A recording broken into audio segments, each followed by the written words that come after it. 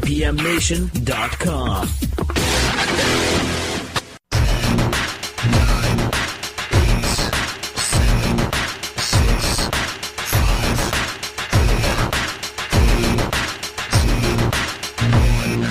I said, what kind of a man is this?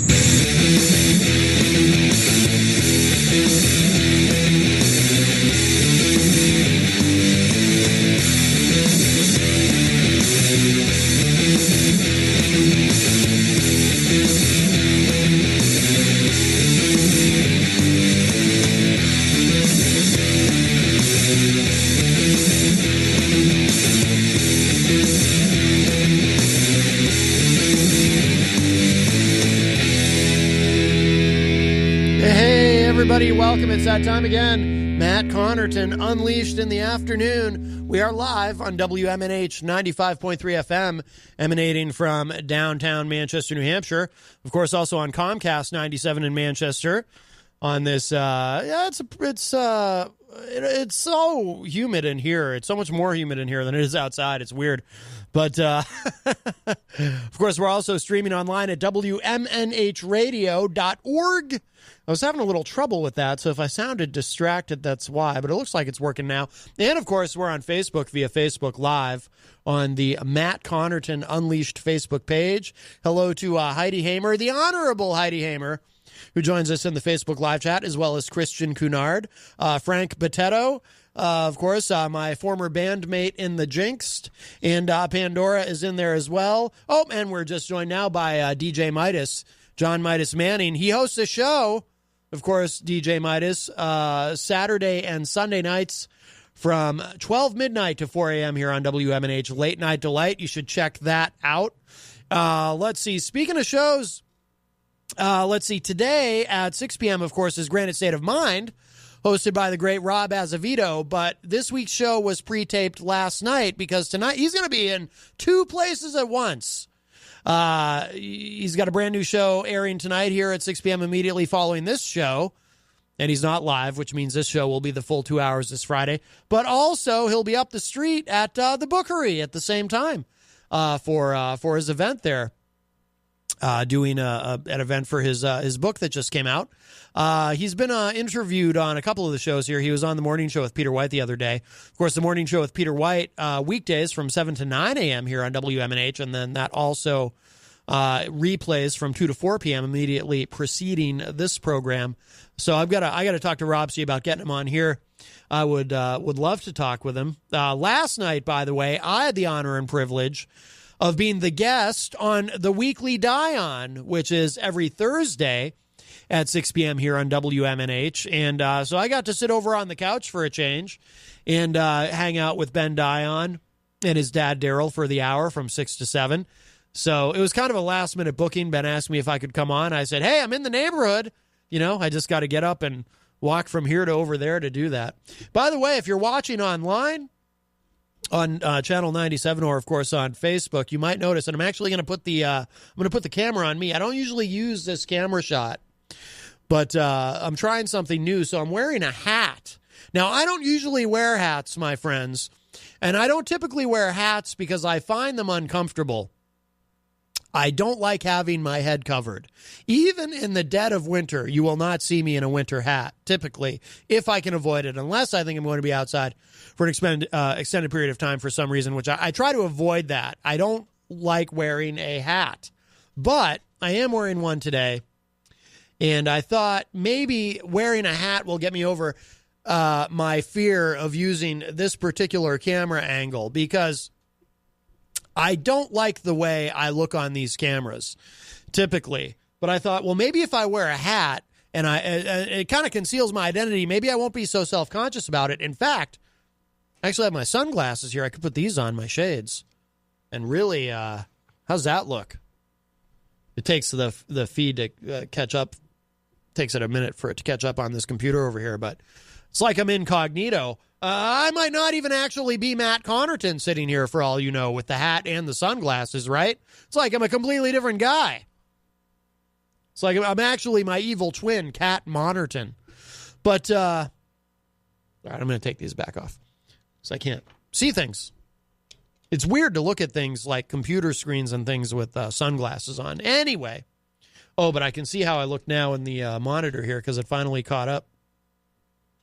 Yeah, it looks like I'm a completely different guy. So I'm thinking, I was like, you know what? And part of why I'm so self-conscious is my hair is just a mess right now. I desperately need a haircut. Maybe it's time to just shave it off. I don't know. That'd make wearing a hat a little easier. But I thought, you know what? I'm gonna try something different. I'm gonna try wearing a hat because sometimes, like Peter White, like during his show, I'll see him sitting here wearing a hat, and it's like, that looks good. Maybe I should try wearing a hat. I've been inspired by Peter White to try wearing a hat. So I'm going to try to get, with the use of this hat, this crutch, I'm going to try to get over my self-consciousness about having the host camera on me up close where you can see me. I mean, it's not like a close-up, but it's certainly closer than the, than the wide shot here, right, of the whole studio. Although I'll leave it on that for a while because that's my favorite camera angle. But anyway, so at least until I can get a proper haircut. I just haven't had any time. My hair is very, very long right now. It's like the longest it's been in probably 10 years. No, maybe not. Probably 9 years. It might only be 8 years. I don't know. Anyway, so welcome to the show. Welcome to my hat. And if I didn't mention it, and I don't think I did, it is May 24th, 2019.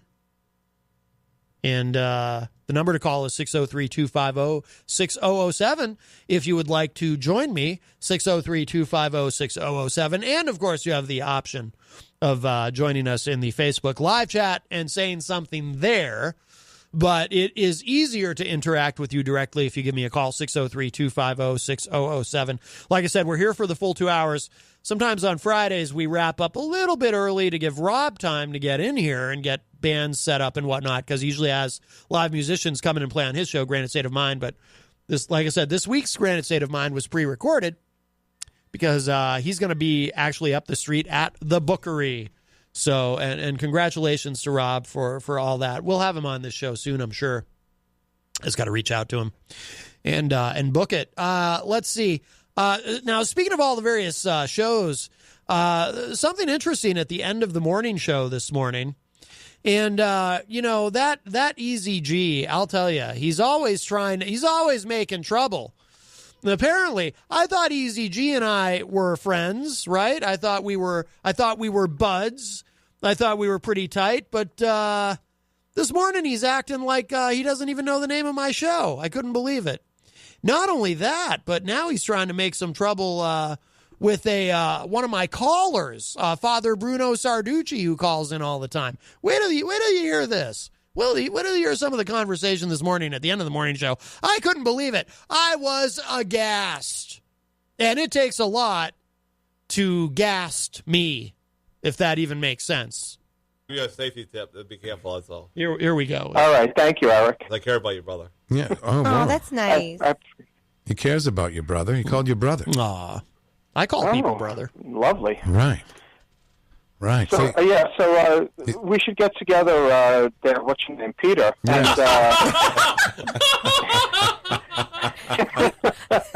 Wow.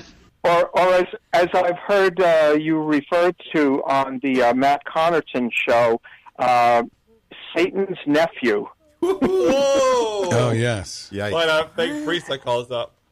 That's right. Yeah, that was Father Bruno Sarducci. Oh, boy, Yes. he doesn't like you, Peter. No, he doesn't. And I told him why I left the Catholic Church, because of a creepy priest like him. Yeah, but you see, he doesn't understand the irony. If he's a priest and Christian, you're supposed to love everybody, but he doesn't like you. See, that doesn't make sense. See, that's the hypocrisy in religion. Absolutely. I agree. That's why Absolutely. 100%. I don't think he's a real priest, to be honest with you. What? Sorry. Oh no, he's going to be. He's very close to becoming a cardinal now. He said. Yeah, I don't think he has the time to call the Matt Compton show. The Matt Carlton show. Yeah, whatever that show is. Matt Hardy show, the wrestler. The Matt. Can you believe that? The indignity. I hope Easy G Eric Gagnon is listening, because someone owes me an apology. It's bad enough that he tries to stir up all this mess between Peter White and my close personal friend, Jeff Scumpy Laurinaitis, I think is his last name. because I went to see his show recently because that's what a friend does, right? Not only does he try to stir up all this between Peter White and Scumpy, but now he pulls this. Like, he's acting like he doesn't even know the name of my show. I mean, that is... And then the stuff about Father Bruno Sarducci, I can't... Did you hear that, Easy G calling him a fake priest? I mean, that is crazy. Father Bruno Sarducci is as real as it gets, my friends. I mean, I don't know why. No, it's... your tears are no good here, Easy G. The damage is done. That Carlton show. That's just my opinion. I could be totally based. Maybe he is a real priest, but I kind of doubt it. Yeah, I I'm don't pretty know. sure. Yeah, he is. I bet he is too. Yeah. But if he is a good Catholic priest, it does make for good radio because the guy is very funny. He is very He funny. does give him like 25 minutes on the show a lot of times. He just goes on. Eric, and on. Eric, are you working on Monday? All right, there you go. So I couldn't believe that Easy G continuing to stir the pot. I mean, that guy's a troublemaker. He's like a rabble rouser. He's I'm trying to think of other words. Jesus, buddy. Yeah, that too. Virtual John Hopwood. Virtual John Hopwood is here with us as well. I don't know if the real John Hopwood has been on at all this week. I do have other stunning news to share, my friends.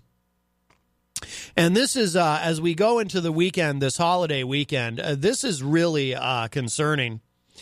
What do you consider a political enemy? Is a political enemy, like if you're our president, Donald John Trump, is a political enemy someone like Nancy Pelosi or Chuck Schumer, someone who opposes you in some way, who holds office, who's trying to subpoena your financial records and all of this stuff? Or is a political enemy anyone who criticizes you in any way? I kind of need to know the definition of this because I'm trying to figure out, I'm fairly critical of the president myself. I don't know if y'all have noticed, but I often say things about our president, Donald John Trump, that are perhaps unkind in some moments. I kind of like, with the hat and the hair tied back and the goatee, I kind of look like Gene Simmons circa 1994 when he'd wear a hat a lot of the time. Just go to Google Images and look that up and you'll see what I mean. Gene Simmons, 1994. But how would you define a political enemy of Donald Trump? And here's why I'm concerned. Because according to my favorite website, and hopefully yours, rightwingwatch.org, and I do so love this website. Dave Hayes, who is a self-declared prophet, a Christian author, and online activist, he's also known as the praying medic. He claims now, and we've talked about Dave Hayes many times on the show. He issues these various prophecies. He says now today, this is breaking news. This is a battle to the death. Dave Hayes says Trump will soon execute his political enemies. I got to tell you, as the young people say now, this has got me shook because, am I in danger? I mean, it's one thing like if Trump's going to execute Jerry Nadler or something. I mean, that guy's pretty old anyway, and apparently I shouldn't even joke about that because he did collapse today, some sort of health issue. But this has me concerned. So let's see. It says here. So he streamed a video on Periscope last night in which he declared that President Trump's political enemies, including Hillary Clinton, Barack Obama, and other supposed members of the deep state, will soon be swept up in mass arrests, tried, and executed for treason. Hayes is one of the leading proponents of the QAnon conspiracy theory. And, of course, Q, a frequent, or someone claiming to be Q, a frequent caller on this show. And his videos promoting and explaining Q's cryptic postings have racked up hundreds of thousands of views on YouTube. Well, I'm going to go ahead for you, my friends, and it's only a couple of minutes long, but let's listen to this video of what the hell's his name again? Dave Hayes explaining this. And I would say if you are like someone like you, the Honorable Heidi Hamer, You're a Democrat, of course, and you hold public office. So this may affect you. I mean, you might be considered, by nature of being a Democrat and holding public office, you might automatically be considered a political enemy of our president, Donald John Trump. You might get swept up in this whole thing and executed. This is quite distressing. I hope it doesn't come to that, Heidi, for your sake and for the sake of us all. But let's listen to what Dave Hayes has to say. And I know some of you will be skeptical of this, which is why I would reiterate again, it's kind of the unofficial policy of the show here. Let's listen to this, not only with open minds, but with open hearts. It's the Christian thing to do. Okay, here we go. I'm here to tell you, like I've been telling you, these people are going to face prosecution. They're going to face serious jail time, and some of them will face the death penalty. There is no other way forward. And as Brennan Dilley has often pointed out, this is a zero-sum game. Trump declared war against them, and they know that they are facing life in prison or possibly a death sentence. They know that. This is a winner-take-all game. Trump is either going to prosecute them and put every one of them in jail and probably have a lot of them executed, or they are going to come after him and kill his family. That is how this ends. Either Trump wins or they win. And this. Let me just interject for a moment. If he's right, I hate to have to point this out. I don't want to jump on that whole fake news criticizing the liberal media bandwagon, but I haven't heard anything about this on CNN or MSNBC or even Fox. I mean, this is big stuff. If this is actually happening right now, this is in the process of occurring. My goodness. I mean, this is a game changer right here. I'll tell you what. Trump is, boy, talk about draining the swamp. If he's just going to start executing people, my goodness. This is a battle to the death. Wow. It's a zero-sum game. And if you do not think he likes that phrase, that those people are going to be prosecuted, you do not understand what the stakes are. The stakes have never been higher. And in a game like that reminds me, I'm hungry. I could use some. Is there anyone in the area who could bring me by maybe some Trump steaks? I'd like some good American Trump steaks. I'm starving. I've barely had a chance to eat today. Maybe I can get. I don't even know where you get those. Where do you get those? Do they have them at The Basket, as I've heard Joel the Moose Elber refer to it? I almost said Joel the Moose Uber, which is strange. Like that, where the stakes are that high, there can be no clemency, there can be no deals, and there can be not much mercy. They're all going to be prosecuted. Wow. And I would anticipate it's going to look like it happened, like it did when it happened in Saudi Arabia. Whoa. Saudi Arabia, I think, was a good example of what this will look like. That's a great thing to aspire to, by the way, right? Off with the heads. I mean, why not? November 4th, 2017, they rounded up in one day all the corrupt politicians, the Saudi royal family. They rounded up corrupt businessmen, arrested them all in one day. And we're probably going to see something like that here. Wow. There are going to be mass arrests, and these people are going to be held accountable. By the way, I mean, historically, rounding people up, I mean, what could go wrong? And Trump told the media today, oh, yes, they are guilty of treason, and yes, they're going to pay the penalty for it. So, there you go. Wow. Did Trump actually say that? Yes, they're guilty of treason, and yes, they're going to pay the penalty. Apparently, that's Trump speak for, yes, we're about to cut some heads. Well, I don't know, my friends. I just hope it's only people who hold office and not, people who just like to run their mouths like I do. I'm too pretty to have my head cut off. Plus, I think it would be a bit traumatizing, to be quite frank with you. Not you, Frank, in the Facebook live chat. I just mean Frank with the small f. Hello to Derek Relaford, who joins us in the Facebook live chat. So very exciting times that we live in. Speaking of exciting, I continue to be just fascinated by this. This is a quick thing. I am fascinated by George Conway. And if you're not familiar with George Conway, he is, of course, the husband of Kellyanne Conway. She's the, what is her official title again? Counselor to the president, something. I never can remember, what is her official title? Senior advisor? I don't know. Anyway, she helped him get elected. I'm not trying to minimize her. And she brought us the phrase alternative facts. But, actually, we have a call. Let's grab this call, and then we'll talk about the latest George Conway. Hi, welcome to Matt Connarton Unleashed. Who's this? Hello? Is it the Phantom? Hello? Hello? You're on the air. Can you hear me? I can hear you, yes. Can you hear me? This Matt? This is Matt. Who's this? Oh, hi. Hey, I'm calling from on the road today. Is this Easy G, Eric Gagnon? Hey, I'm gonna head up to the studio for a few minutes. I'll be right up.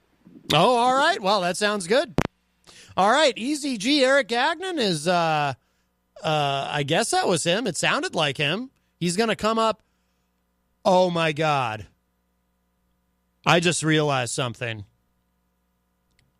He's never done that where he spontaneously calls and then says he's going to stop in when I'm already on the air. Like, if he's going to come on the show, he's usually here before I even go on the air. Something's up. Oh, my God. What if Trump sent Easy G here to cut off my head? And what's going to happen to my brand new hat? This is quite terrifying. All right, well, I guess Easy G, Eric Gagnon, is on his way here, and it's a good thing because he's got a lot to answer for. George Conway, of course, the husband of Kellyanne Conway. And George Conway, of course, a former Department of Justice attorney and outspoken critic of the president. And what is so fascinating to me about George Conway is the way he goes on Twitter and just bashes the hell out of the president while his own wife works for the president every single day. And it's just amazing. You have to wonder, do they sleep in separate beds? Oh, I'm pretty sure they do. So this is the latest Mediaite reporting. George Conway lauds Pelosi for playing Trump like a drum hours after Kellyanne Conway's beef with the speaker. They got beef. They're beefing. White House counselor Kellyanne Conway spent much of her day Thursday blasting House Speaker Nancy Pelosi, saying, quote, "She treats me like I'm either her maid or her driver or her pilot or her makeup artist, and I'm not," unquote. Hours later, Conway's husband, George Conway, is praising Pelosi. In a series of tweets this morning, Mr. Conway praised the House Speaker for her handling of the subject of potential impeachment proceedings against President Donald Trump. He tweeted, "The reason why Trump loves to talk about impeachment and why he blathers on about it more than most Dems, including Pelosi and all of his 2020 opponents combined, is that it concerns what matters to him most, more than his job and more than the country, himself." Burn. Mr. President, you got served. I think the young people say that now, too, don't they? You got served. Isn't that because I try to be very, as Easy G knows, I try to be very young and hip with the language. Mr. Conway went on to say that Trump can't help taking the bait by engaging on this subject because he is a pathological narcissist. He went on to credit Pelosi with understanding her adversary. She's playing him like a drum, he wrote. Easy G is here. He's taking things out of his big red bag, or he's taking a thing out of his big red bag, his water. Pandora says in the Facebook live chat, Kellyanne is a counselor to the president. Thank you, Pandora. Well, if you ask me, this president certainly needs a lot of counseling. What brings you in here on a Friday, Easy G? I'm glad you stopped in because we do have some things we do have some things to discuss. Let me turn that mic on for you there, and originally, please pull the microphone up so we can hear you. Originally, I was going to head down to get a contact with Amanda McCarthy, very well. Yes. To come on the show, but I'm going to reach out to her on Facebook tomorrow because I can't walk all the way down there fast with my Linthomia feet right now. Right. Perhaps you should invest in a Segway. Plan B is to have some food before I head down to the bookery because the what's his face is there tonight. Rob Azevedo and Katie Dobbins. Yes. 3 other artists, and I'm trying to get Katie Dobbins to come on the Peter White show on August 8th because originally I was going to have her on July 8th, but she's been on this show before twice. Oh, really? Yeah, Katie's been on here. Yeah, she's awesome. But I had to go for some physical therapy. And things are happening really fast because I just decided to move into into another establishment. And I got to be out of there by Tuesday. So I've already contacted one person. They said he's not available, kind of short notice. But I do have another lead out with another friend of mine. He said he could help me out. So all I need is him and possibly his son. And my father to help me out with his band. Your father, the king of all farts. Let's call him by his proper name. I don't want him doing a heavy lifting, but I just need his band. So I got to reach out to him. He's not at home right now. Does he fart more when he lifts heavy things? I don't want him to lift heavy things. He's 77 next month. So 77. I just need his band. Dude, 77 is the new 76. I read it in GQ. I'm just going to move right around the corner to Boys and Girls Club. Yeah. So it's not very far away, so. Well, but it's hard to lift everything down 3 flights of stairs and carry it over there without some transportation. Right. Yes, of course. My head is kind of spinning because right now I have two. Technically, I have 2 rooms right now. Right. But the good news is the other room is on the first floor. So. With my crazy feet right now. I'm glad your head isn't literally spinning like The Exorcist. I have to tell you, EZG, that would freak me out. And speaking of heads, what do you think of my hat? I had to make a decision quick because You're jealous of my hat, so you're changing the subject. I understand. It was like a Creamland hat. Well, speaking about Creamland, my boss wants you and Peter White to come by to Creamland next month. And she hasn't picked the date yet. Let's do it, but could we, my only request is, could we make it at Goldenrod instead? Probably not, no. My boss says she could whip up some fried clams for you, though. Right. I don't eat seafood, EZG. Well, Peter White wants some fried clams. Do they clams. have hamburgers? They do. I do enjoy a delicious burger. I bet she can whip you up one of those. Can she make one like they do at Goldenrod? That kind of like a good Goldenrod burger at Creamland. I know you've never taken your show on the road before, but she did request the afternoon gig. Wow. At 7 and 9, the normal Peter White show is the food's not available because the place is closed. Right. By the way, EZG, it sounded to me on the morning show like you have an issue with Father Bruno.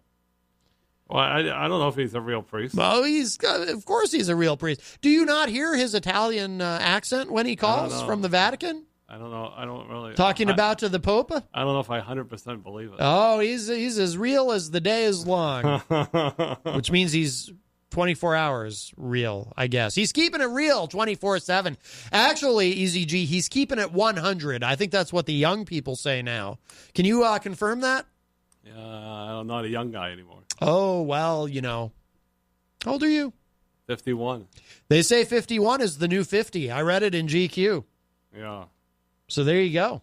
So the room is smaller, but the good news is I have access to a stove and the dishes, and it's only got to share it with 10 people instead of like 100 people. You have to share your room with 10 people? Is it like summer camp? No, the kitchen. The kitchen access, a stove and stove top. Actually, a stove you can use. And, right. In the dish room, and it's only got to share with 10 different people instead of 100 people, which I live right now. Right. What if somebody eats your? What do you keep in a kitchen for food? You don't keep any kitchen. You keep it in your room. Oh, that's probably wise. Yes. Ooh, what if you end up with bugs in your room though? There's a lot that can go wrong there. Yeah. Well, hopefully that won't happen. Heidi Hamer in the Facebook live chat, the Honorable Heidi Hamer, who I'm very concerned about, EZG, because apparently Trump is cutting off everyone's head. Heidi Hamer says, who's that with you? Heidi, do you not recognize this gentleman? It's Manchester, New Hampshire's very own EZG Eric Gagnon. Yeah, he called me I know why. a minor celebrity in town. I know why she didn't realize it was you. I have been remiss. I have fallen down on the job, EZG. Whoops. I have shown gross incompetence because I did not give you the correct introduction, and I apologize. Oh, boy. So I just need a moment. We'll sort of reset here. Let's pretend you just now walked in and sat down. Oh, there you go. And here we go. Yes. Easy G's theme music. Easy G, your time is now. Oh, boy. My head is spinning now with all this information in my head. Oh, my God. Right. Oh, what kind of information, Easy Well, G? I've got to be out the door by Tuesday. So. Right. Out the door. I do feel confident my friend's going to help me. So. Right. What if he doesn't? You know, sometimes people will let you down, Easy G, as we've learned this week. There's been a lot of that. I know this guy for over 30 years, so he helped me move into this place I'm living in now. So. Right. Oh, hello to Ed Murphy in the Facebook live chat. Heidi Hamer says he's cheating on Peter White. She called you a cheater. Yeah. Do you feel like you're cheating on Peter White? No. He knows you're here. You guys, you have an open relationship that way, right? Right. Yeah, good. All right. Anyways, what was I going to say? You look exhausted. Yeah, my head's just spinning. All this information. Wow. I know it's all going to work out somehow. What if it doesn't? Well, I'll have egg on my face. Then you'll have egg all over your face. Well, the worst thing that can happen, I'll just stay where I am. So it's not like I'm going to be homeless. So. Do you ever get egg on your face at Creamland? I did today when I punched out the pig clock. Because all in the honest is over there. My timer's up. As Brianna likes to say. Your time was up. Your time is now. And I tripped on the stairs going up to the restaurant part, and I tripped on the other stair, too, and I almost fell right in my face. Oh, no. And the boss said, "You okay?" I said, "No, I'm not okay." Oh, no. Wow. Did they have to call an ambulance? No, but I wasn't paying attention, and I tripped, and then I tripped again. Oh, my goodness. You're a double tripper. And I almost fell on my face, and that really would have been bad. That would have been horrendous. Especially when I rotten feet. Wow, yes. Pete Trouble Morse joins us in the Facebook live chat. He probably heard your theme music playing, and he was like, oh, my goodness, Easy G must be on. Pete Trouble Morse, he knows that your time is now. Yeah, so I'm going to reach out to another friend of mine tonight, Henry, to see if he's available. Yeah. This is a tough weekend. It's Memorial Day weekend. Happy Memorial Day weekend, by the way. Yes. What do you say to these friends when you contact them to solicit their help? Do you call them up and say, it's Easy G, my time is now? No, a lot of these friends don't know me as Easy G. It's nobody's Eric. Oh, they don't know the real you. No, they don't. And your double life. It was funny because a celebrity came to town there, Bill Graham's son, Franklin Graham. My boss gave me a hard time. He goes, "Eric, how come you didn't tell me it was coming?" I said, "Well, I've only told it on the air for the last 8 weeks." I said, "You didn't hear me?" He goes, "No, I didn't." He said, "You're supposed to inform me of this stuff." Like, oh my God. Is she a big fan of Franklin Graham? No, but she was nervous of people parking her lot, so I worked a double, standing outside and sitting outside, making sure people didn't park. And I yelled at one lady, and another guy suggested to him, "You can't park here because it's private property." So when I left at 7:30, a couple thousand people showed up, apparently. She said the next day, this morning, she said that 2 people parked there, but obviously I couldn't stand there all night. But I think having a presence outside told people that Creamland wasn't a place to park, because in the years past, when they used to have graduations there or Babe Ruth baseball, she would have trouble people parking in her lot, and people wanted to come there to eat her food and drink and eat ice cream. There wouldn't be a space for them to do it. Here's what you do, Easy G. When you see people trying to park there who don't belong there, you go out there with a shotgun. You fire a couple of warning shots at the sky, and you say, y'all get! Y'all get! The lady came back, and I guess she says she lost her cell phone, which I don't know if I believe that. But she said, "Do you work here?" I said, "Yes, I do." You calling her a liar? No, but the lady was funny. She said, "Do you work here?" I said, "Yeah, I have." And when I told it to the boss the next day, she says He said, "Well, yeah, you just wear the Creamland shirt. This would be funny, right? You're sitting outside in front of Creamland with a Creamland shirt on, and you don't work there." Well, do they sell shirts? Like, can you buy a Creamland? Yes, you can. Believe it or not, for another route. Oh. $14.99, I guess. What about, do they have any goldenrod shirts there that they're selling? No. Oh, you can't. Well, I thought maybe as a replacement. So, like, if somebody goes there and they're like, "Hey, I wanted to get a Creamland shirt, but you're out," and they'd be like, "Yeah, but you can." I happened to mention that name the other day at the restaurant. I know. Sister yelled at me. She says, "You can't mention that at the restaurant. You want to keep your job here." And then she told me today, she said her sister has no sense of humor. Apparently. Pete Trouble Morris in the Facebook live chat says, "Good afternoon to you both." Well, good afternoon to you, Pete Trouble Morris, if that is your real name. Do you think his middle name is really Trouble? It could be. It could be. I hate that when my mother always tells me, "Eric, stay out of trouble." Yeah. Why do you hate that when she tells you that? Isn't that good advice? Don't you love your mother? I do. I'm a mother lover. But it's funny when she doesn't say that. I'm sorry. She says, "Be good." Yeah. What's wrong with that? Every time. What's wrong with that? There's nothing wrong with that. What's wrong with being good? Nothing wrong with being Well, good. Sometimes it's fun to be bad. What do you want to do? Sometimes it's fun to be bad. Oh! So you feel guilty when your mother says to be good all the time. Don't you feel bad when your mother says that too sometimes? When you're bad, you say, "Oh, no, my mother told me to be good." Oh! I know, I'm good all the time. At least I try to. Oh! What's a bad thing you've done? Let's do like the white lie, I guess. That was a bad thing. That was a very bad thing, Easy G. It wasn't really that bad, but it was kind of funny, though. I don't know why you call it a white lie. Do we have to bring race into everything? I mean, can't we just all get along? Jeez. You're very divisive, Easy G. You're such a controversial character. Was Katie Dobbins on your show, the Matt Unleashed, or was she on another? No, she was on this show. Oh, really? Wow. Yeah, this was a while ago. This was maybe a year ago. Oh, wow. Yeah, she's awesome. I mean, probably less than a year, but yeah, no, she's great. She's great. And Amanda, I've interviewed on the other show a bunch of times over the years. Yeah, I'm going to try to get her to come on June 11th to promote her Shaskeen event, where she's going to have her full-length album, Road Trip, for the first time, a full length. Oh, very good. At 9 o'clock at the Shaskeen, and it's plus 21 hours late, and she'll have her CDs available for $10. She'll probably autograph them for you. Ooh, very nice. You have an autographed CD from Amanda McCarthy? I do. The first one, The Good, Bad, and Ugly, but it's kind of worn off, so I had to do it again, but it didn't really work. Ew, how did it wear off? Why is it worn off? Because it's about 5 years old. Oh. So it's worn off just from you putting it into the CD player? No, the cover just got worn off, kind of. Oh. Wow. Well, things get worn off. I guess. If you don't use the right pen. Yeah. Oh. You gotta use a Selfie, I think. Oh. Is it a Selfie pen or something? A Sharpie. A Sharpie, I mean. A Sharpie. Yes. I heard some people go to school to become a better take a selfie. I heard that on the radio today. People go to school. Yeah. You can can take that. You can major in that at SNU. I don't think so. No, it's true. Yeah. You get a selfie degree. It's more like a certificate. It's their certificate program. You can do it online. You should do that, EZG. Yeah. So, so you got a lot on your mind.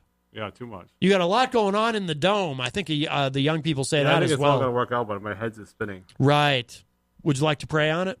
Yeah, I should. All right, let's do that right now. Let us pray. Dear Lord, we apologize for EZG not believing that Father Bruno Sarducci is legitimately a priest. Call in. Yes. Call in, Father Bruno. Yeah. And we apologize for all the times that Eric's mom told him to be good. Yeah, true. And he then went out into the world and was bad. Very bad. No, it wasn't very bad. Or however bad he was. I'm usually a pretty good kid. And we apologize for EZG. This is more like a confession than a prayer, I suppose. Oh, really? But we're getting to the prayer part. And we apologize for EZG accusing that dear woman of lying about losing her cell phone. I still don't understand why he assumed that she was lying, because people lose cell phones. So we're sorry for that, Lord. And Lord, please help EZG. Please help him with his move. Please. Oh, I'm not even doing this right. It's like oh my God. Please help us. Please help him with his move. EZG, do you do it like this, or do you do it like this? You're when you pray. Oh, you do it like that. Yeah. Oh, because some people do it like that. Right. That's how I was taught. Yes. I never do it like that. And Lord, please help EZG to continue to keep his job at Creamland. I've been there 13 weeks. He's been there 13 weeks. please help him make it to at least 13 and a half. Yeah, true. In Jesus' name, amen. Amen. Wow. And I know you're like a Congregationalist or something, right? Or is that Hopwood?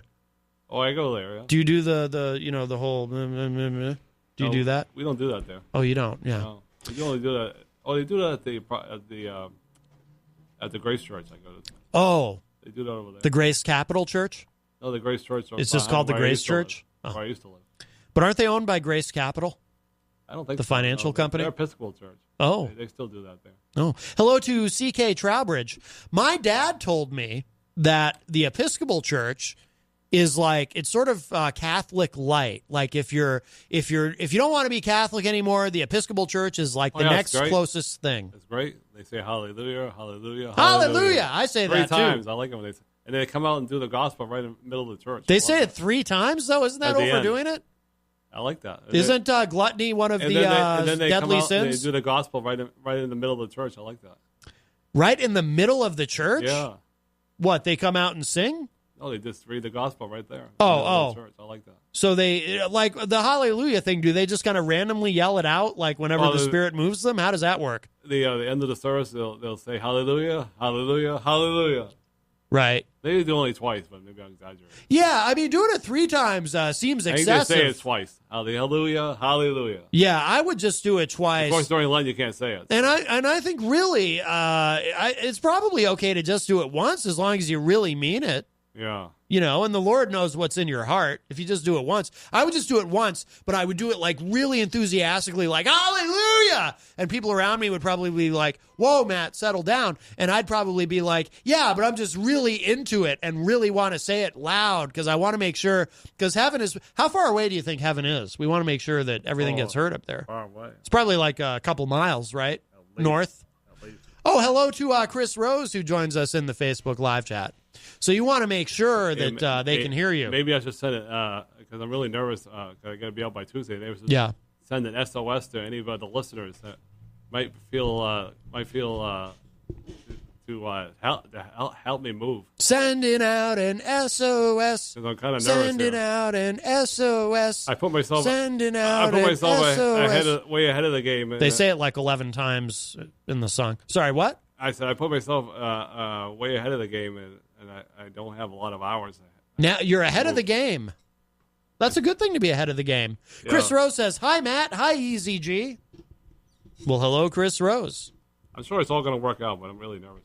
Right. What's there to be nervous about if you're so sure it's all going to work out? Easy G, may I remind you, we just prayed. Oh, yeah, I know. But I'm still nervous. That should give you supreme confidence right there. and you know, and my anxiety kicking in. To have prayed in the presence of a godly man such as myself, I mean, in terms of just general godliness. I think Jenny threw you under the bus yesterday. You got the Pope, you got Donald Trump, you got me. We're all very godly. Jenny threw you under the bus saying if the gets to be a cardinal, you're going to go back to church. And I think you said, no. I might. She'll laugh. If Father Bruno gets that promotion and is promoted to cardinal, the great Father Bruno Sarducci, I heard you say that. I might go back to church. Best part of church was the end when you leave. Oh yeah, I heard that part. Oh yeah, no, that's true. That's true. Yeah, because I had that was funny though. I had a conversation. That was a true story. I had a conversation with my childhood friend Billy Zappia because he used to have to go to church too, and I told him, I said, you know, I never like to go, but then afterward when we get out, I actually feel really good. And he said to me, yeah, dummy, because you're glad it's over for another week. And I was like, oh, yeah, you're right. SOS out Sending out an SOS. Do you like the police? Another friend of mine, his name is Matt. Wow. What a dumb name. I'm kidding. Of course, that's my name. I know he works on Saturdays, but usually Sundays he does not work. I needed an air horn because I'm like a comic genius. How much stuff do you have, Easy G? I have enough stuff the more people get help, the better it will go. It only take 2 hours. But what do you have? Well, I got to buy 10 boxes of different things. I got a bureau I have to move, and I have to move a couple, not the refrigerator because I have one there sitting there already, but I have to move the couple nightstands and a nightstand and a couple pieces of furniture, and I have a small TV stand. Easy G, I'm sorry, not Easy G. Ed Murphy in the Facebook live chat says, Easy G moving party, I'm in. Really? Wow, look at that. That's Really? amazing. Seriously? That's you know why? It's because we prayed on it. Seriously? Is he serious? I don't know. You'd have to ask him. Ask him if he's serious. He can hear you, Easy G. Oh, are you serious, Ed? Wow, we're sending out an SOS. I could use all the help I can get. Yeah. There you go. So, oh wow, it's 5:00. So, what are your plans for the weekend, Easy G? Just packing? I think I'm moving. Well, yeah. Well, obviously. But do you have a lot of packing to do? I've already done a lot of it. Oh.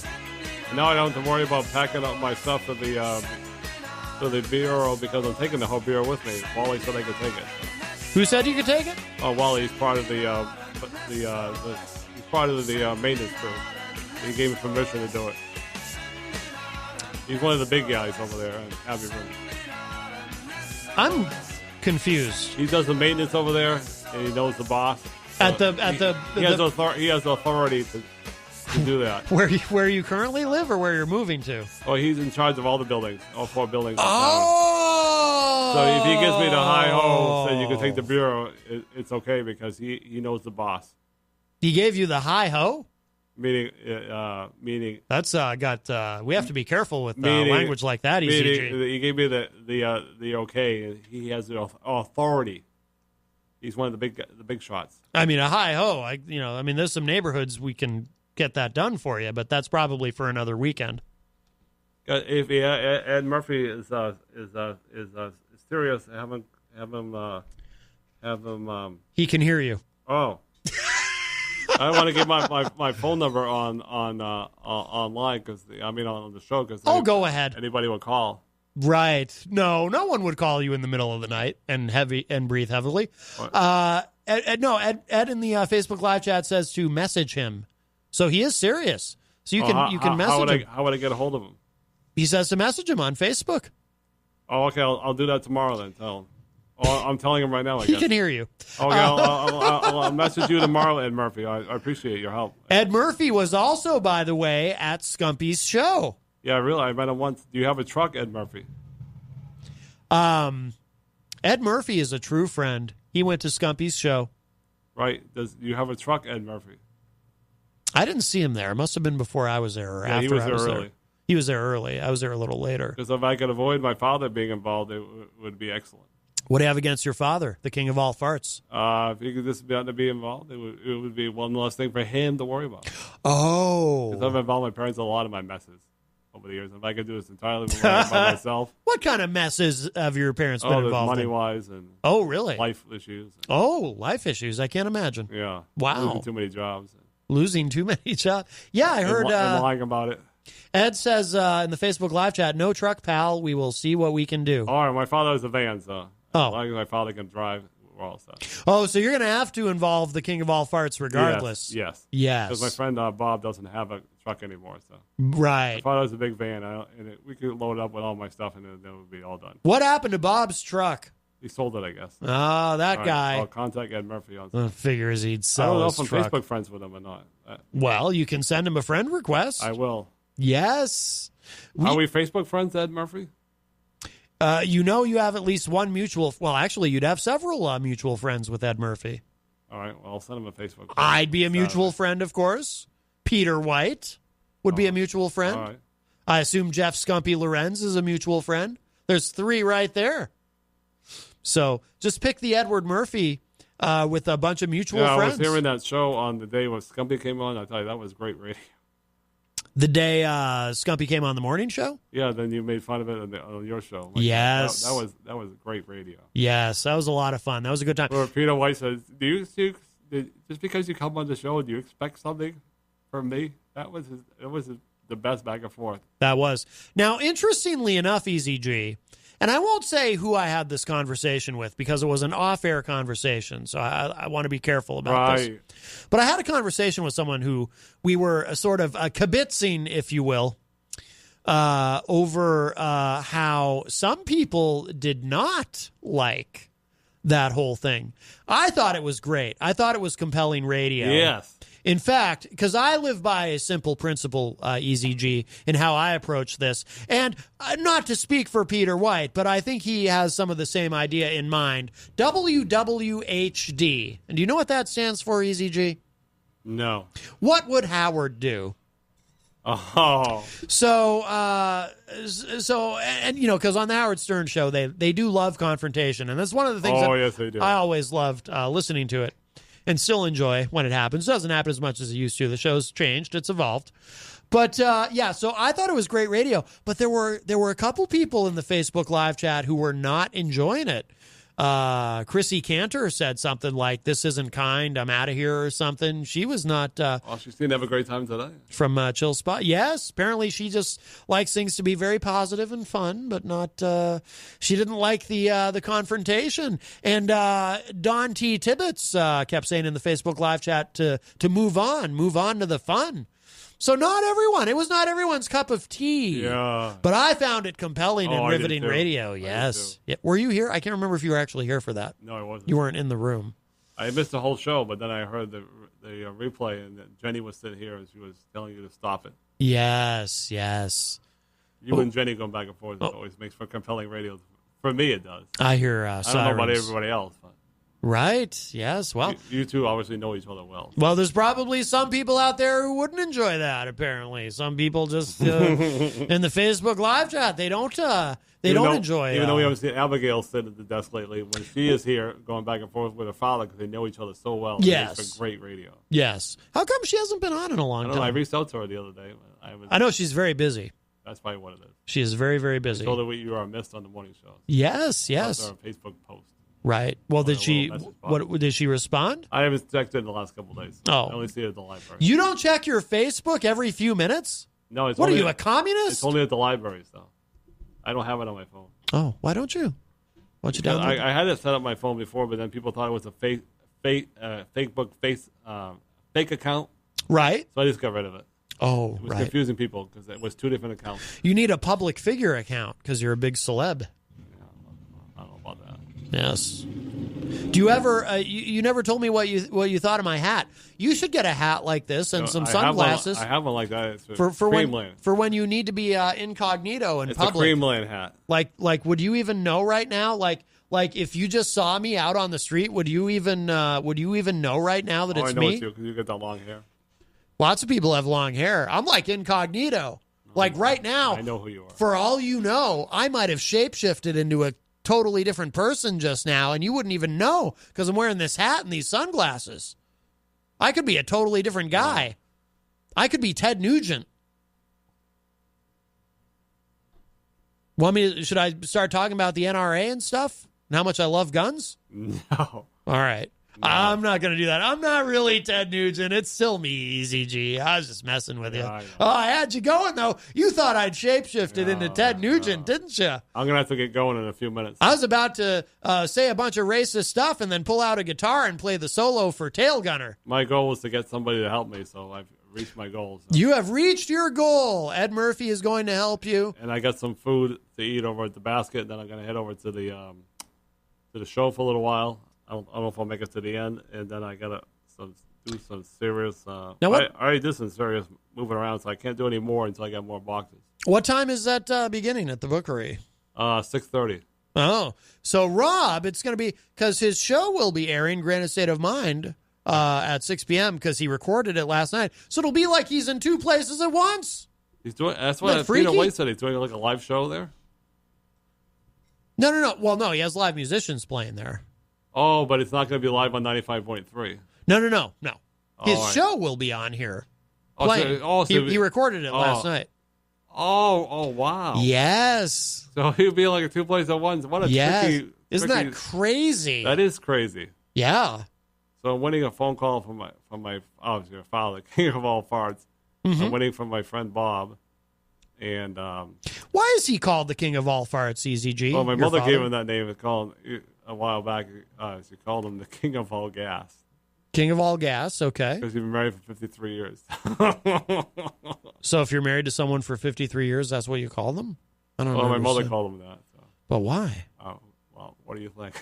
Is he very gaseous? What does he eat? He can be. What's his diet like? Sometimes he eats too much chocolate. That makes him fart? That makes him fart so much? You call him the king of all farts? Can be gassy. Wow. Sometimes chocolate? Sometimes he eats too much junk food. Like I know if French fries. Like I know if you give chocolate. French fries can give you gas. If you give chocolate to a dog, they'll fart. I know French fries can give you some gas. Your father's not a dog, is he? No, but sometimes that'd be weird. You eat French fries and stuff, greasy stuff, that can give you gas. I shouldn't say dog. Canine American. He normally eats pretty good food, but who knows? Is your father Manimal? Do you remember Manimal Easy G? Yeah. He was a man, but he could shapeshift into an animal. He was Manimal. Friday nights on NBC. Yeah, that was a lousy show. It lasted like 5 episodes. I don't know what you think was so bad about it.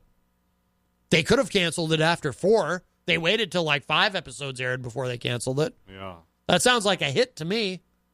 At least this new place is going to work out before, because the other time when I was still living at the other place and then I moved into the Abbey room, I had to pay like double rent. So at least this time I won't have to do that. You had to pay double rent? Well, because I still owed money at the other place, and I had to pay the new one. And my friend loaned me $500 for the security deposit. Right. So when I do move out eventually into another place, I have to pay him back the $500. Right. Meaning the security deposit goes back to him. Right. Maybe sign a note, promissory note. Mm-hmm. So. Well, it's that way. It's a secure way you get his money back. Right. Because with friends sometimes, with money sometimes it can get messy. What happens if you don't honor the note? Does he break, I will honor it. break your I've legs? been friends with him for over 30 years. So. Oh, you got a text. Oh my goodness, a text. You can actually get text messages on that phone? Wow. Unlimited texting. Yep. Oh, is that a flip phone? No, it's a government phone. What year is that phone from? Well, 4 years ago. Wow. I would have guessed. Let's see who it is live on the air. All right. Well, this is very exciting. It's probably someone important. Oh, wow. Bob's can help. Cool. Who? My friend Bob of the last 30 years. Oh, your friend Bob. Yeah, but how good a friend is he? He went and sold that truck before he could help you move. I'll let him know Ed Murphy's available, too, now. Yes. He'll like that part. Wow. His son's not available, but Ed Murphy is a new friend of mine, I'll tell him. Uh-huh. After that, I got to get going. Yes. Oh, boy, I'll have to pull your music back up because we'll have to play you out if we're going to do it right. Because it's not just entrance music, Easy G. Did you know that? It's not just entrance music. Your time is now, both coming and going. Know what I mean? Yep. Yeah. Yeah, you do. All right. Well, Easy G. There's this text, and then I'll hit the road. And you can have Yeah, I don't want to hit the music too early. You know, if it's worth doing, it's worth doing right. That's what I always say. Yeah, when we finish this text, I know it's not great radio doing this. Right. Yeah, you don't have fast thumbs, do you? Well, I got these wrong fingernails now because I'm not allowed to cut my fingernails because of all the problems I've had with my. You're not allowed to cut your fingernails? Well, because I'll explain it in a minute. I am curious. I have to admit. I'll finish that story in a minute. I cut my nails like once a year, whether they need it or not. I'll finish that story in a minute. Right. Yes. As soon as you're done your text. Yeah. Boy, I'll tell you. Easy G. I'll tell them more information coming. Easy G in the house. More information coming. Does that autofill for you when you text? What do you mean autofill mean? Like, does it finish the word? Like, if you start a word, no, does it doesn't. You got to spell the whole word. Oh, yeah. I'm pretty good at it, though. But did you get that from Walmart? Their Straight Talk? It's a government phone. Oh, it's a government phone. It's an Obama phone. Yeah, but no. You've got an Obama phone. Because Obama would have, he was still president when you got it. Yep. Pretty fancy. I'll finish my quick story, then I got to get going. Yes. Easy G with a quick story. I'm just glad we prayed together. Yes, it worked out well. I feel closer. I feel closer to you and closer to God. Well, when I had this problem with the ingrown toenail about over 2 months ago, when I went to the Merrimack Clinic, and the nurse said, you're only supposed to cut your nails and your toenails every 8 weeks. So that's why I'm going to Chill Spa on June 8th at 9:30, and Krista Cantor will be there. She's got a special solution for my feet that'll make me feel good. And it's Real Men Chill is over there, so you like to say. And Peter White's gone there for a haircut. Dale Dion's gone there for a haircut. And I'll be going there to get that done. And apparently I didn't, do the things properly. And that's why I got sick. And now with the problem with the lymphomia, they said never cut your toenails again because you have a lot of trouble with your feet and you can make yourself more sick. So that's why I'm going to let Jill Spa take care of it forever now. They know what to do over there, and I don't. And after I had the problem with the ingrown toenail, and Dr. Kennedy cut my nail, and then my room started spinning, and I passed out, believe me, I'm never cutting them again. Or you could just be like Howard Hughes and just let them grow. And it hurt like hell when she put that solution on so my toe wouldn't get infected. Right. I said, is this going to hurt? She said, yes, it is. And then when she cut the toenail, it hurt like hell. You know what would... Without any anesthesia, it hurts like the worst. This picture of Matt, the worst hurt you ever felt. Wow. You know what I think would help you? I think you should get a hat. So that's why I'm going to Chill Spa and let Chrissy Cantor's ladies take care of me. Do you like my hat? I mean, I know it's kind of plain. There's nothing on it, but I'm a hat guy now. I officially wear hats. The only phone call I'm waiting for now is my father. So on that note, I appreciate your time, and I got to hit the road to get some food at the basket. Well, I have my food. You don't like the hat, do you? That's why you're avoiding commenting on it. I have to. Well, I don't have to, but I'm going to the. Eric doesn't like my hat. To see the man of the hour. What's his name? I was excited to show you the hat. The 6 o'clock guy there. Great state of mind. Man of the hour. That's Leo Rush. No, the poster there. I'm kidding, of course. And that's a very most Rob people. Azevedo. Never met the guy before. Most people won't. Oh, you've never met Rob? No. Oh, I spoke to him on the radio, but that's. Well, he'll be excited to meet you, Easy G. Right. You know why? Because your time is now. Right. I'm looking forward to seeing Katie Dubbins again and getting her on the radio. So that'll be fun. She's awesome. So. Yes.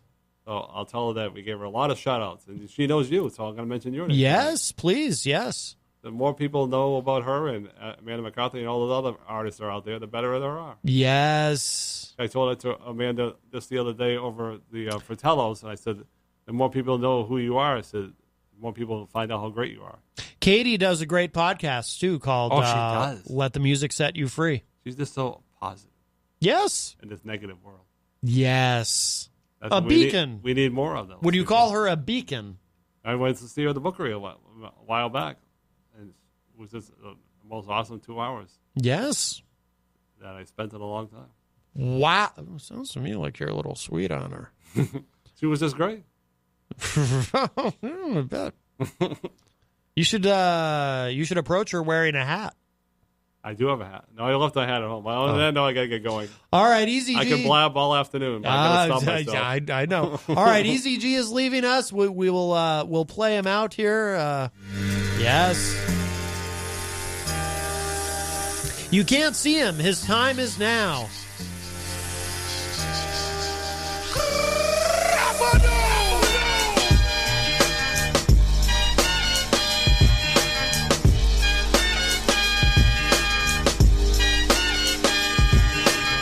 Your time is up, my time is now.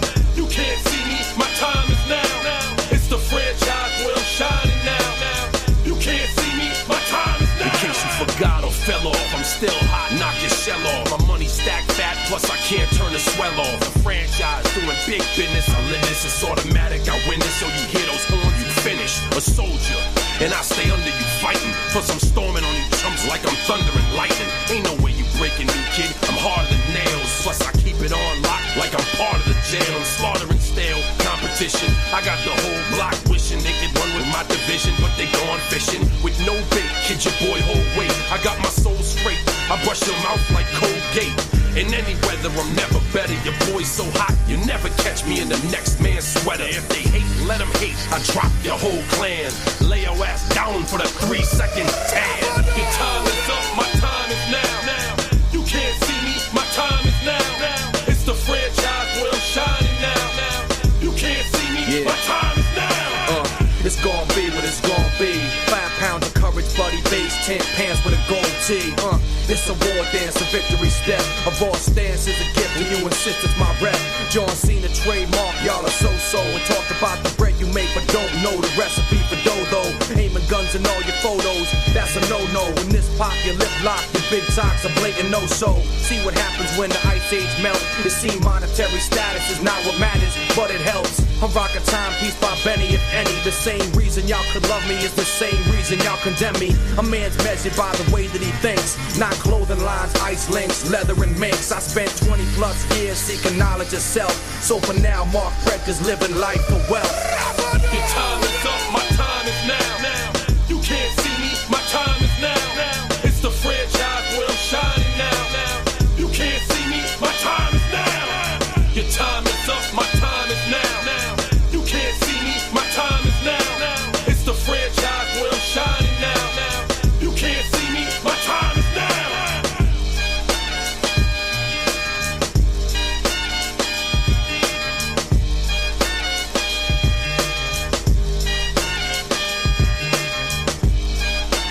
God bless all of you, but I don't want it to get ugly out there, so why don't you all drop out and let me be president, huh? Just because you're polling well now doesn't mean you will forever. Look at me. I was a rising star. Then people found out I told one weird lie 1,000 times, and now no one will look me in the eye. Don't forget about me. After a president who's a philandering crook, Americans are more receptive than ever to someone who's not that or anything else. Gosh, I hate to see the party torn apart like this. Kamala, how'd you like to be rumored to be my running mate till I end up choosing Tim Kaine? Joe, the party has passed you by. Beating you will be easier than denying a trans inmate corrective surgery so they can fight wildfires instead. Look, Missy, I invented keeping nonviolent criminals locked up indefinitely. Did you, or did you just steal it like you did your 1988 stump speech, you rusty old tub of feces? Wait, whoa. I'm serious. Lift your balls off the ground and shove off back to Scranton before I cram you into the luggage rack of an Amtrak and send you there. And not of the Acela, Joe, the Northeast Regional, bitch! This is preposterous! What? Come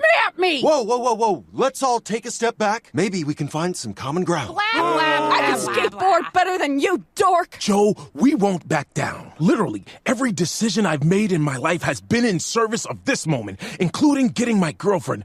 Did I mention I have a girlfriend? Yes. You probably know her from the movies. Do you want to meet her? I'll get her. I made her wait in the parking lot in case you wanted to meet her. I'll get her. Hold on.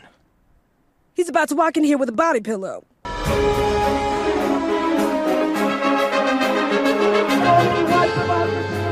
This is what democracy looks like! This is what democracy looks like! Across the country today, pro-abortion rights activists protested the recent wave of anti-abortion laws passed by state legislatures across the South and Midwest. I believe that we will win! I believe that we will win! The latest state to attack reproductive rights? Louisiana. A bill banning abortion after a fetal heartbeat is detected, usually around 6 weeks, is working its way through the legislature there. Show me what solidarity looks like. This is what solidarity looks like. Louisiana's bill isn't the most extreme of the new laws. That distinction still belongs to Alabama. But it does stand out in one way. Its sponsor, a state senator named John Milkovich, is a Democrat. So is the governor, John Bel Edwards, who said that he'll sign the bill. That's obviously not what you'd expect, given that in this post-Kavanaugh world, Democrats seem to be pushing out any wiggle room on limiting a woman's access to abortion. There's certain room for any voter to have any personal view that they want. But what I don't support is Democratic candidates who don't value women, who don't believe that women are entitled to basic reproductive freedom, civil rights, and human rights. But it turns out that there is a strand of the party that opposes abortion rights. And we're not talking about people like Joe Biden or Tim Ryan, whose positions on the issue have shifted over the years. We're talking about Democrats who oppose abortion. Kristen Day is the director of Democrats for Life of America, a Virginia organization that says it works to, quote, protect human life at all of its stages. A good summary for us, I think, is we're pro-life for the whole life. So from womb to tomb.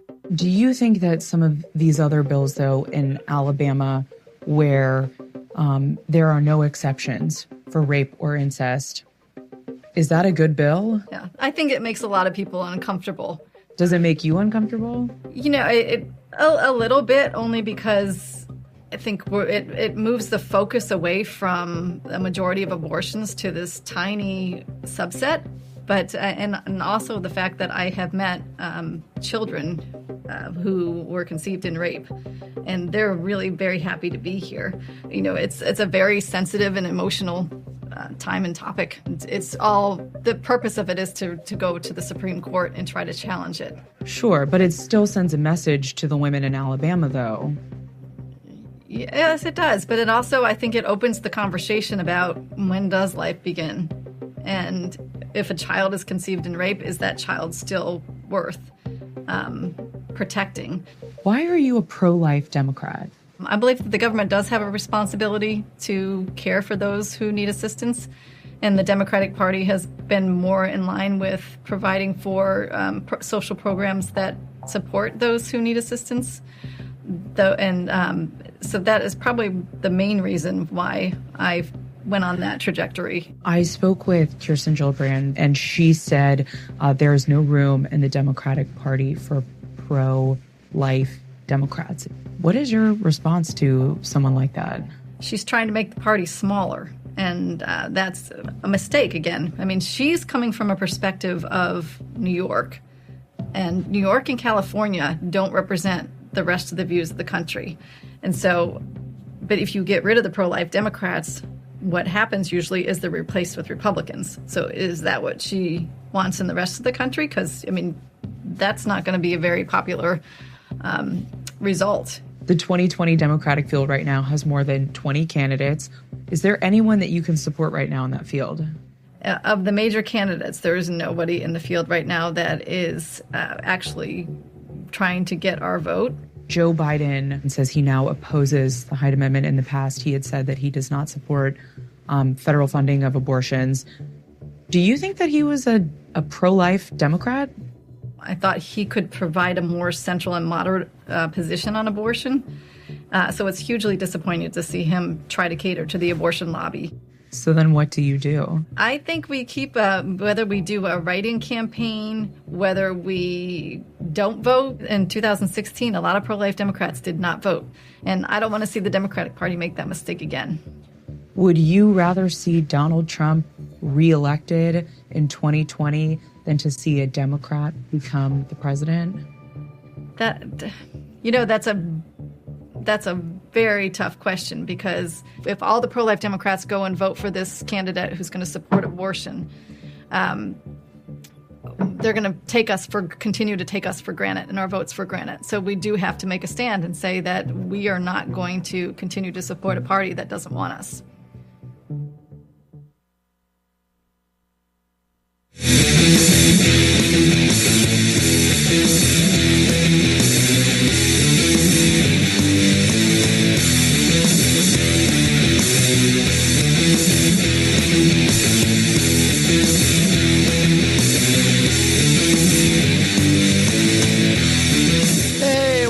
Everybody, it's Matt Connarton Unleashed. We are live on WMNH 95.3 FM in downtown Manchester, New Hampshire. 603-250-6007 is the number to call. 603-250-6007. You can do that anytime in the next 30 minutes or so.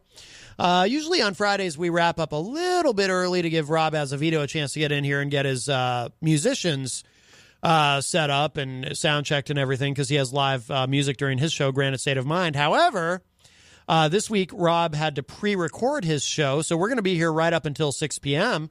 The reason Rob had to pre-record is he's going to be up the street at the Bookery. Of course, his new book is out, Songs from the Last Breath Farm, and I think I have the title right. I want to make sure I've got that right. I'm going to actually try to pop in there. I have to stick around here for a little bit after I get off the air to make sure the show gets uploaded and so forth. But Rob is doing an event, and I think he's going to read some from his book, and he's got live musicians and so forth up at the Bookery right up the street here on Elm Street. Rob, I just want to make sure I got I've got the title of his book right. So what will be happening is he'll be up the street doing that, but the show that he recorded last night will be airing here. So it's kind of like, he'll be in two places at once. It'll be great. So I just want to make sure I have the title right here. Sorry, everybody. Let's see. Hello. Welcome to Wayne Noel, who joins us in the Facebook live chat. Wayne says, tough subject today, referring to abortion and stuff. Actually, just, notes from the Last Breath Farm. Sorry, not songs from the Last Breath Farm. Rob Azevedo, notes from the Last Breath Farm. I was just playing that one clip. We're actually going to do some other stuff. Haven't really, I try to keep things fairly light and fun, and the abortion stuff gets pretty heavy. But anyway, but we can talk about whatever you folks want to talk about. If you give me a call, 603-250-6007. By the way, I had been thinking, I'm not always correct with my predictions. I know that's shocking, but I had thought, for example, that Trump would lose the election back in 2016, and I was wrong about that. And I've been wrong about some other things, too. So as far as the debates coming up for the Democrats, when we get into the primary debates, I had assumed that it was going to be a model similar to what we had with the Republicans in 2016, where you effectively have two sets of debates. You've got the kids table, right? The opening act, if you will, where you have the lower tier candidates, and then you have the main event, the main stage, where you've got all the candidates that actually have some sort of chance of winning the nomination. Because there were just so many. And by the way, a lot of people object to that and will say, well, no, you should have all the candidates together on an even footing, and it's not fair to split them up and whatnot. And even candidates who, maybe are polling at 0.5% should be allowed to debate and whatnot. To which I say, yes, in a perfect world, that is how it should be. But there are some practical realities that assert themselves in the real world. So, there really is no way to practically do that unless you want to have like a 6-hour debate or something.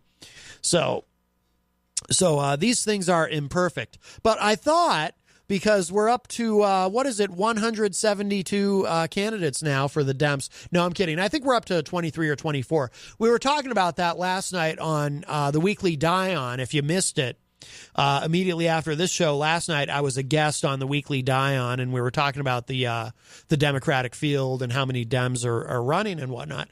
So I thought the Democrats were going to have to do something similar because there's so many candidates. I think that number 23 or 24, I think that doesn't even include people like Mike Gravel of Alaska, who's running again, who, does anyone even remember Mike Gravel? I mean, there's some that are so, on the fringes. I mean, it's probably probably closer to at least 30 people who've actually declared some sort of candidacy. But I was wrong. Apparently, here's what they're going to do. So this is from thehill.com. This just went up right after I went on the air. DNC boss says candidates are to be involved in a debate lottery. Okay. Democratic candidates for president or their representatives will be involved when the Democratic National Committee does a lottery to determine who stands on stage during the party's initial two-day debate. DNC Chairman Tom Perez told The Hill in an exclusive interview. Perez said the DNC hadn't determined the precise methodology for the random draw or how they're going to screw Bernie Sanders this time. But he said that, I'm kidding about that. I added that in, the part about Bernie. That was a little joke. That was me ad-libbing. But he said that the process would be transparent because they're so good at that. And the candidates or their representatives would be involved. By the way, about the debates, when we talk about 2016 and we talk about how, it was rigged against Bernie and all this because they wanted to make sure that Hillary won. We talk about the emails and WikiLeaks and John Podesta and this and that, and Hillary's involvement in sort of taking control financially of the DNC and all that. But what we never talk about is the debates. the way the DNC rigged the debate schedule, because Debbie Wasserman Schultz, who at that time was running the DNC, she made sure that the debates were always falling on the weekends and not during the week. If you notice the Republican debates, they would be on a Monday night or a Wednesday night or whatever. Somehow, the Democratic debates always ended up on a Friday night or a Saturday night. And the Sanders campaign confronted the DNC and Debbie Wasserman Schultz about this at one point. And she was like, they confronted her publicly. And she was like, I don't know what you're talking about. We have the debates on the nights that we think will get the highest viewership. And that's BS. And it's obvious what they did. This is the part that nobody talks about. They made sure that the debates were on Friday and Saturday nights, the nights that young people go out. They're not going to be staying home watching TV or watching the debates on their computer, because they knew that young people were very enthusiastic about Bernie and saw Hillary, even though Hillary was younger, they saw Hillary as the old guard establishment, and they wanted Bernie. Young people, college students, etc., very enthusiastic about Bernie. And in those debates, and I watched every damn one, I watched every one of the Democratic debates, and I watched every one of the Republican debates, because I live for the debates. I love that stuff. Love them. And in my opinion, and this makes certain people mad when I say this, but in my opinion, Bernie outclassed her in every debate. And all he had to do was present himself as the anti-establishment outsider, not, well, let me put it this way. He had to present himself in contrast with her. He had to present himself as a democratic socialist and so forth, and let her present herself as what she is, which is essentially a corporate, in some ways, right of center, sort of corporate establishment Democrat. And clearly 2016 was an anti-establishment year, right? That's part of why. That's one of the reasons. It's not the main reason, maybe not even one of the primary reasons, but one of the reasons why Trump won the Republican nomination. And the same thing was happening on both sides, I think. It was very much an anti-establishment year for the Democrats. And then, you look at what happened here in New Hampshire with the first in the nation primary. They were tied. It was 50-50. But Hillary walked out of here with more delegates. And we've talked about that on the show. But that's how they rigged the debates in 2016. To make sure that young people weren't watching. Because young people because it only would have helped Bernie to see how he was able to use the debates to enhance his position and his persona as the anti-establishment guy. So anyway, when I make my little jokes, that's why I make them. All right, so here's what Perez said, quote, "We'll certainly make sure we do it in a way that is transparent for all of the candidates involved, because obviously we want them to see for themselves that we meant what we said," unquote. Perez, who previously served as a civil rights attorney in former President Obama's Justice Department, is tasked with managing a process that involves 24 Democratic presidential candidates, the most by far in recent history. It appears increasingly likely that 20 of the candidates will make the stage for the June 26 and 27 debates in Miami, 10 on each night. Okay, so I guess for those debates, they're just going to have 2 debates on 2 nights, and they're going to use this lottery system to decide who debates who or who debates whom on each night. The DNC chairman is steadfast in his commitment to randomly determining which night the candidates debate, rather than using poll numbers to determine the lineup, as Republicans did in 2016. Some fear that the random lottery could result in a leading contender, such as former Vice President Joe Biden or Senator Bernie Sanders, getting grouped with 9 people polling at 1%. Well, I think that's going to, God, I don't know how you avoid. Right now, Biden is way ahead broadly, and Bernie in Iowa I think is polling very well and could actually upset Biden in Iowa. But everybody else looks like an also-ran. I don't mean that derisively. There's some very strong candidates. I've become a fan of Tulsi Gabbard, who I wasn't familiar with her at all, and I first started hearing about her from John Hopwood.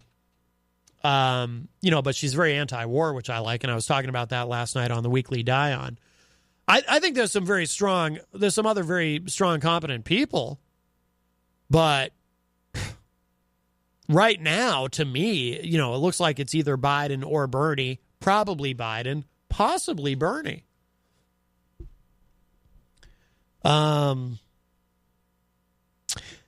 So here, and this came up last night too on the show with Ben and Daryl.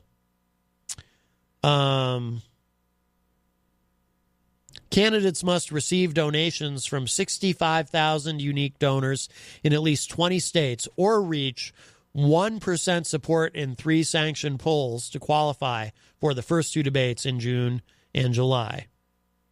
That's a standard. Perez also said, quote, "We wanted to make sure we didn't have our thumb on the scale." Which, again, thumb on the I think that's a reference to what happened in 2016.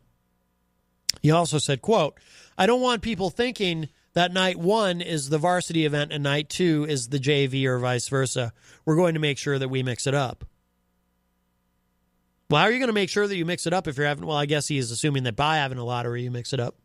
Perez said the same criteria will hold for another July debate, but that the DNC would raise the threshold for qualification afterwards, which could potentially winnow the field of contenders. The initial benchmarks have proven to be relatively easy for most of the candidates to hit, leaving some Democrats to gripe that the top contenders will be crowded out by the lower-tier candidates who make up more than half the field. Conversations about the criteria are ongoing, but the DNC could add a paid staff requirement in addition to raising the polling and fundraising benchmarks. Perez said, quote, we clearly have to adjust the thresholds, and if you look at history, that's what has happened over time. People have to demonstrate progress, and those who do will stay on the debate stage. Those that don't won't. Our North Star is to make sure everyone gets a fair shake, unquote. All right, so then it goes on. I don't want to spend too much time on that because we are running out of time. We have about 19 minutes left. 603-250-6007 is the number to call if you want to get in.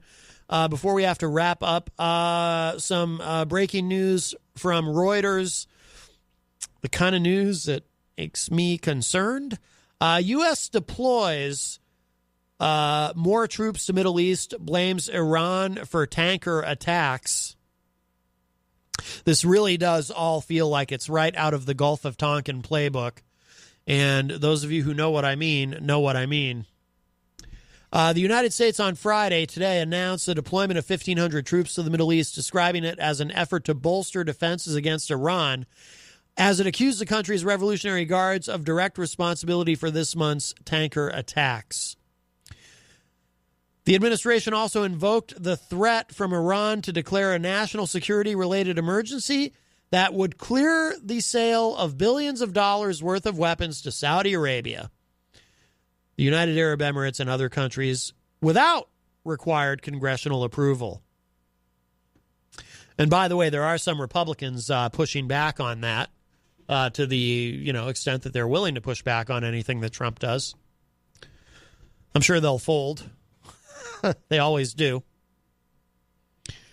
The actions were the latest by the Trump administration as it highlights what it sees as a threat of potential attack by Iran and follows decisions to speed the deployment of an aircraft carrier strike group as well as send bombers and additional Patriot missiles to the Middle East. Now, we've discussed this many times on the show. This is an imaginary crisis. This is clearly wagging the dog. Iran is never going to attack the United States. So it's pretty obvious what's going on here. And I played the clip the other day of Tucker Carlson.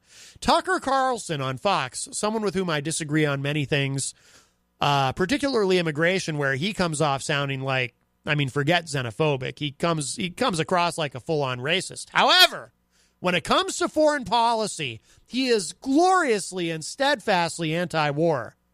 He's not a pacifist, but he sees the BS. And I played the clip for you the other day because he did it more succinctly than I ever could.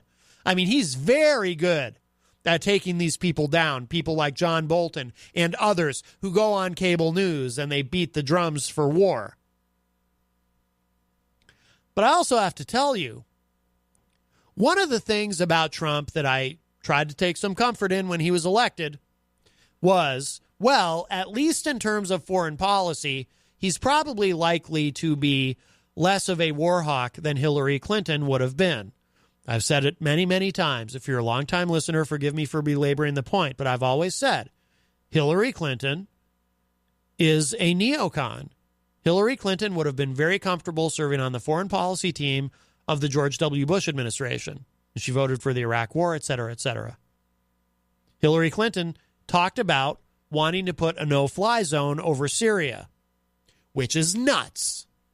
By the way, a lot of the Republican candidates also talked about that, except for Rand Paul, who shook his head during one of the Republican debates in 2016 and literally said, I'm not paraphrasing, he literally said, you people are going to get us killed. That is nuts. But Hillary Clinton wanted to do that. And why is it nuts? Because we get into a position where we have to shoot down a Russian plane who violates our no-fly zone. That's a trigger point for World War III. No joke. I know some people think, oh, Matt, you're being alarmist. You're getting carried away. No, I'm not. And this is a trigger point for World War III. A conflict with Iran. Because then the Russians come in and the Chinese come in. This is nuts. And every single one of you who supported Trump because you said, well, I'm anti-war and I believe Trump is anti-war. And even though historically the paradigm has always been Republicans tend to be more hawkish on foreign policy. Democrats tend to be more dovish. But here we had a flip-flop in theory, right? A changing of roles. All of a sudden, you had all these people arguing for a Trump presidency in the lead up to the election in 2016, saying Trump is actually anti-war. Trump doesn't want to support the military-industrial complex. Trump wants to have a more reasonable foreign policy and end this adventurism and this interventionism. Trump was critical of the Iraq War, which is not, it's sort of true. Trump likes to say he never supported going in. That's not, we won't get into that. But, because it's not literally, I know something Trump said isn't literally true, imagine. But he was critical early on, to his credit. We'll give him that. When he says he opposed it right from the start, that's actually not true. And that's demonstrably, provably not true. But he was critical very early on in terms of saying, wow, this is a mistake. Long before anybody like Hillary Clinton who voted for it was willing to say that. So I'll meet you halfway on that one if you're someone who wants to give Trump credit for that. But this is what we heard, right? Trump will be more anti-war. Trump will give us a better foreign policy. But I hope that every single person who voted for Trump, I didn't vote for either of them. If you're a regular listener, you know I voted third party, as I try to do as often as possible. I voted for Gary Johnson. But every single one of you who voted for Trump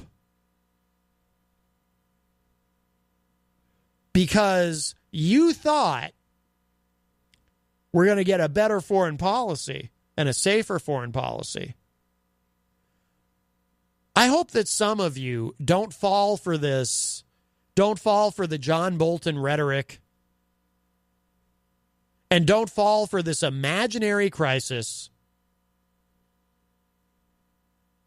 And the Gulf of Tonkin reference, by the way, if you don't know, McNamara, what was it, 10 years ago, came out and admitted that it was essentially a false flag in that we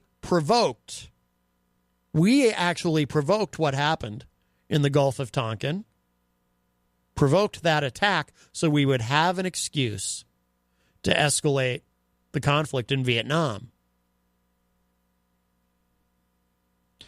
And now we see what's happening here.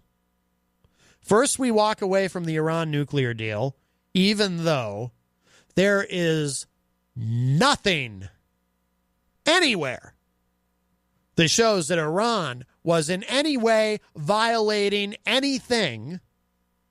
But we had to walk away. And let's be honest about why. Because anything Obama did, Trump has to undo, right? That's all it is. So we walk away, and now we're finding every excuse we can to do all this saber rattling when we all know damn well that Iran is never going to launch an attack on the United States. Now, I could also sit here and tell you, I don't think Iran is ever going to launch an attack on Israel either, but I'm less certain of that. I'm pretty certain of that. But I'm 100% certain they're never going to launch an attack on the United States. So we keep goading them. And I don't know where this ends up. But if we end up in some sort of war with Iran, I hope that at least some of you who voted for Trump will acknowledge that maybe you weren't quite right on what you thought a Trump foreign policy would look like in terms of how it would be a smarter foreign policy than that of Hillary Clinton.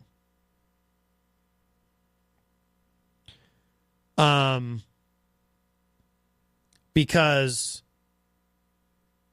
if we get into a war with Iran, we don't have to, it's not like we have to worry about Iran. Don't get me wrong. We can crush them. Sure. I mean, who was it? Tom Cotton even said that. Tom Cotton, I think it was Tom Cotton said, 2 strikes, we can wipe them out. It's not, but they're not a threat to us to begin with. But if Russia comes in and China comes in, and they will,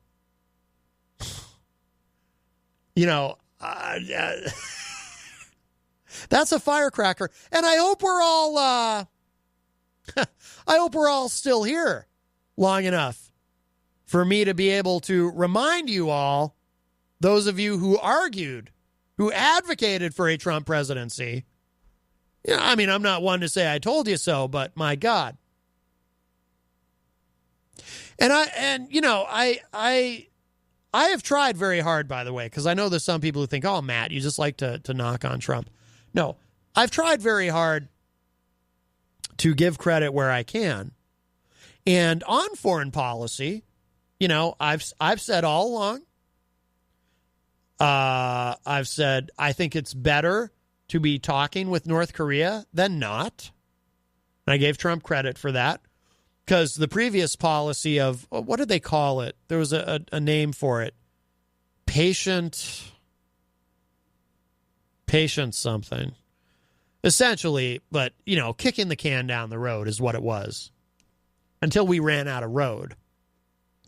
And I said, better to talk than not to talk. That's what Barack Obama said back in 2008 when he was running for the nomination against Hillary Clinton. Hillary Clinton, who, again, tried to come across as very hawkish, and Obama, who said, I'll talk to anybody. That was Obama's position during the debates. I'll talk to anybody if I think it'll help. Whereas Hillary Clinton said, no, you can't just say, this was during one of the debates this came up about foreign policy. She said, no, you can't just talk to anybody.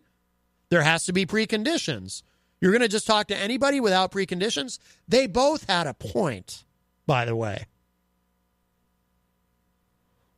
Because her point was you don't just want any crazy dictator or despot in the world to be able to show up at the White House and come in and use that for publicity and use that to gain credibility and use that for propaganda. And she painted Obama as being kind of naive. And what's interesting about that is, so Obama turned out not to necessarily want to talk to anybody when he was president, but then you hear the same criticism of Trump now. Well, Trump was naive to want to talk with Kim Jong-un, but the only problem there is Trump may have unwittingly proven what Hillary Clinton was concerned about when she was critical of Obama back in 2008. He may have proven that theory correct because he may have probably did get rolled by Kim Jong-un. I still have some hope there. But I've tried to be fair. And when Trump said we're getting out of Syria, I said, bravo. Let's get out. Shouldn't have been there to begin with. Let's get out. We're still there. He said we're going to draw down in Afghanistan. I didn't notice anyone coming home. We're still there. For those of you that remember, a lot of people forget. Sometimes I forget. It's like, oh, yeah, we're still in Afghanistan. It's America's longest war, Longer than Vietnam. Got to guard those poppy fields, I guess. So I'm really concerned about this Iran thing. And I don't like where this is headed. So hopefully, I did read something about how currently within the administration you have John Bolton and his very frightening mustache. They always want to go to war. They always want to, let's get out there and kill everybody. And then apparently you've got Mike Pompeo, who wants to be at least a little bit restrained, and he's telling John Bolton and his mustache, hey, maybe we ought to pull back a little bit. But I hope that some of you will reflect a little bit on this. Are you really happy with the way, the direction that Trump is taking us on this? I thought walking away from the Iran deal was a big step backward. And this is nuts to me. I really think this is crazy stuff. I think we're really playing with fire here. All right, on that note, hello to Bill Stephanitis, who joins us in the Facebook live chat. We're going to wrap up. We're about out of time. So this has been Matt Connarton Unleashed. We're not here on Monday because of the holiday. We will be off. So happy Memorial Day, everybody. We'll be back on Tuesday, as will all the shows here at WMNH, of course. The morning show with the great Peter White, weekdays 7 to 9 a.m., with a replay 2 to 4 right before this show. Granite State of Mind, which is coming up next immediately after this show, hosted by the great Rob Azevedo. There is a brand new episode of Granite State of Mind, but he pre-recorded it last night because he's going to be in two places at once. He's also going to be up the street at the Bookery because, he's got this great new book that just came out. So he's going to be reading from that. If you're in the Manchester area, you should head over to the Bookery. I'm going to try to pop in there for at least a little bit and check that out. Let's see. Last night, if you missed it, I was a guest on the weekly Die-On. Also right here on WMNH. All the shows are archived at WMNHradio.org. And don't forget Late Night Delight every Saturday and Sunday night at midnight right here on WMNH, hosted by the great DJ Midas. I saw Midas in the chat room earlier. So thank you to everybody. If you missed any part of today's show, it'll be up in just a little bit at WMNHradio.org. And that is it for now. For me, and as I try to cue up the song I just spontaneously decided I wanted to end with today, which is why I don't have it ready, which is why I'm stalling for time. And then by the time I get it up, we'll have run out of time and it won't matter. Okay, there we go. All right. Thanks, everybody. And I will talk at y'all a little bit later.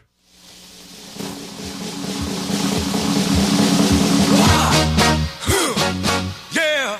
What is it good for? Absolutely nothing.